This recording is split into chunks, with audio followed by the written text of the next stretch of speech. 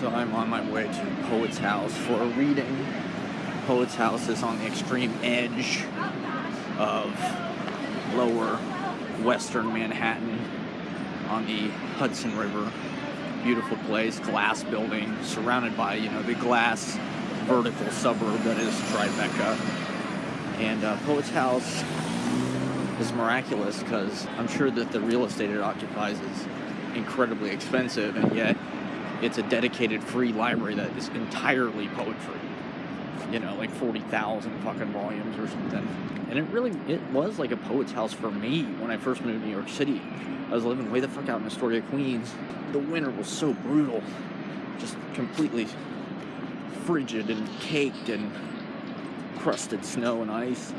Poet's House was like one of the few places in Manhattan that I could come, be surrounded by poetry, be connected, in some way to poetry for free. It was warm, it had a beautiful view of the Hudson and shit. So it really was a house for me, took me in.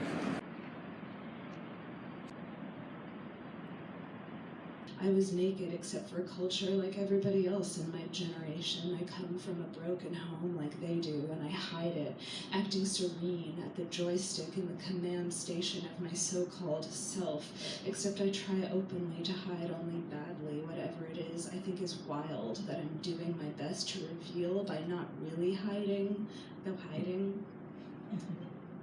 A poet can be a permanent house guest like Jimmy Schuyler.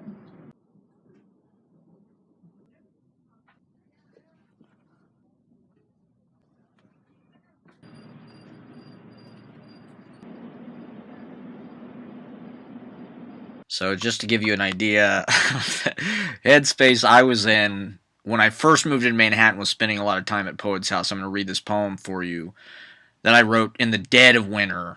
It got dark at like 4 p.m. And I'm reading the Prelude by fucking Wordsworth. Solstice. The solstice nears. The darkest day of the year becomes Manhattan, a city most fetching at night. She throws on her finery. Windows X-ray the diamond bones of her skyline. The sun is lowered into its vault. Work lights peer into the cavity of Ground Zero, an autopsy tourists think it's their duty to watch. In the distance, beneath the vanquished stars, a tiny glint of orange, the frozen torch of liberty, blazing its warning against the airplanes in the night.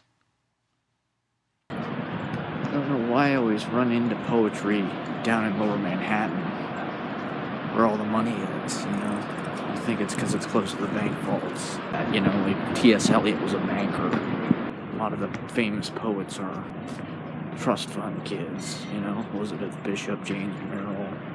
You have to be it can be pretty bougie to even consider poetry a potential career because it's just such a financial risk. I mean, it's not even a risk because the possibility that you could make a living doing it is just not even there, So it's just the utmost indulgence. What the fuck?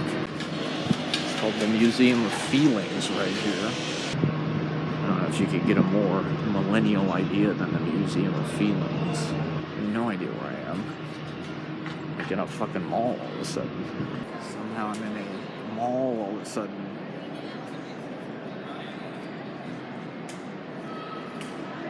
Okay, you want to talk about some fucking gentrification. Brookfield Place, the heart of the new downtown. This is Easton, man. This is not what New York is.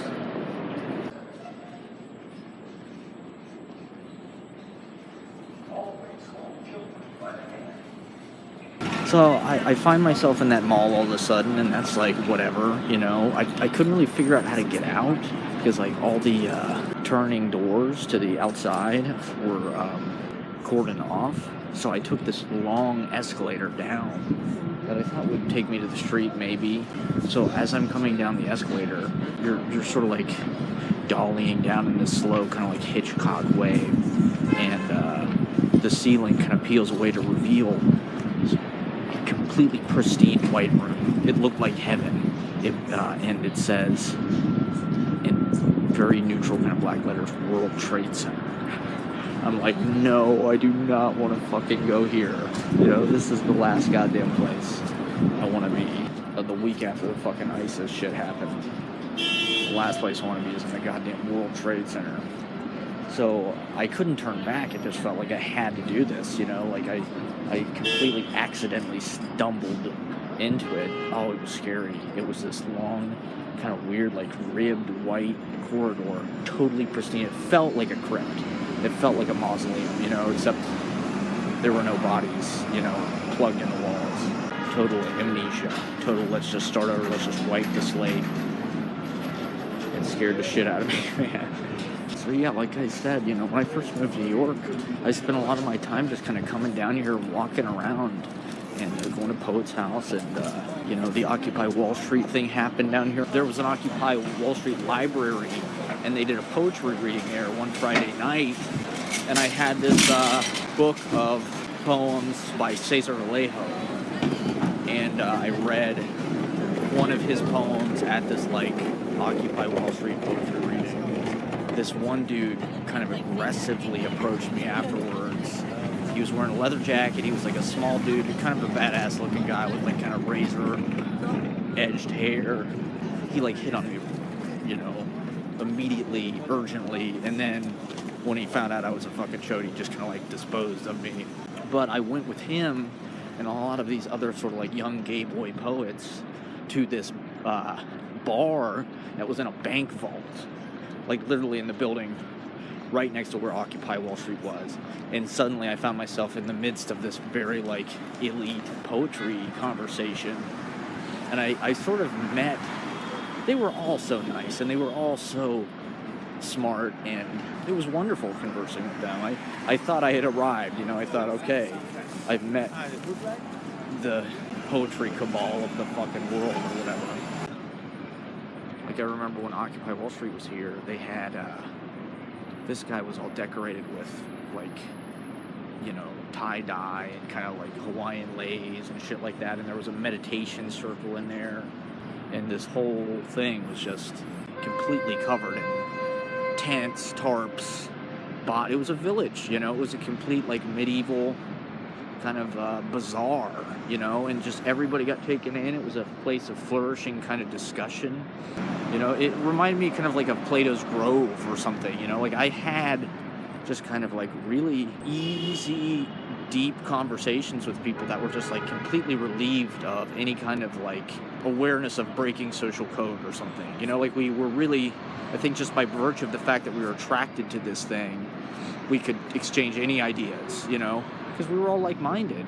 And that was the thing about the Occupy movement that felt powerful, is it felt like everybody had these hidden worlds that they were sharing the same kind of opinions and fears, and privately kind of building up these hunches about what was going on and how the government was fucking them over, or corporations were fucking them over. And then Occupy was like a place where everybody could come and sort of figure out, oh, they're not alone.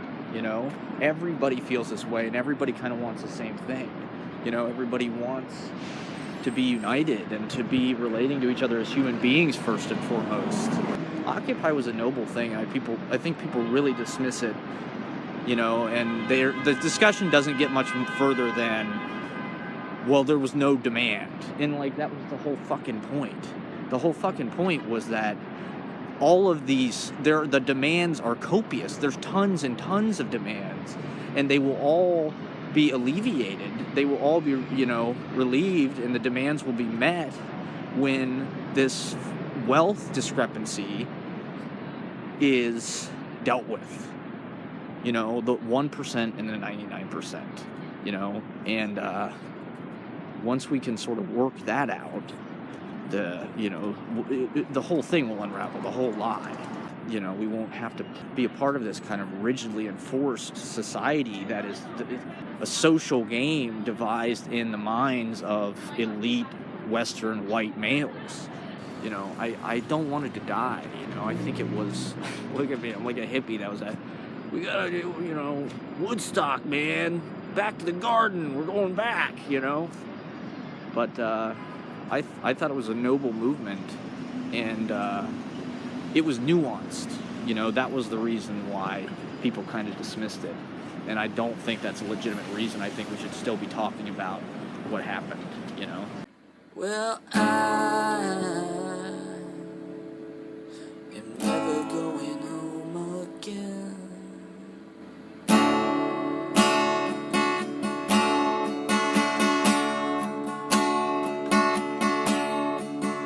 New York City skyscrapers kick the shit out of the stars. I don't make no Milky Way in Times Square where night is day.